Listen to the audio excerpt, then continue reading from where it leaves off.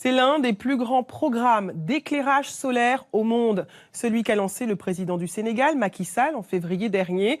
Et c'est une entreprise française du Lot-et-Garonne qui a remporté le marché. Il s'élève à 87 millions d'euros. Cela représente plus de 30% des besoins du pays. Un contrat exceptionnel pour le fabricant français. Christophe Huette et Vincent Plévin. Des lampadaires solaires qui fonctionnent en totale autonomie tous les jours. Des batteries résistantes à 70 degrés, le tout conçu pour durer 10 ans, sans entretien. Voilà le secret de ces réverbères, pensés ici, dans le Lot-et-Garonne. Du sur-mesure, adapté au rude climat sénégalais. Donc, par exemple, pour le Sénégal, on est dans un milieu qui est très désertique, où il fait très chaud. Donc, on va surtout s'appuyer déjà sur justement un vitrage ici auto-nettoyant.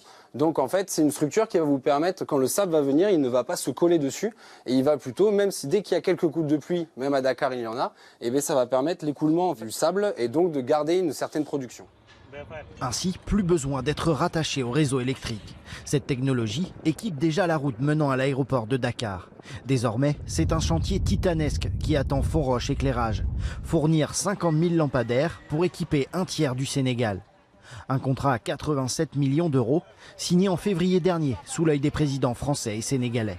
L'officialisation par Emmanuel Macron et la signature entre les deux présidents a été, je dirais, voilà, une grande joie, une belle euphorie pour toute l'équipe en fait. À peine 10% de la population en Afrique a l'éclairage dans la rue.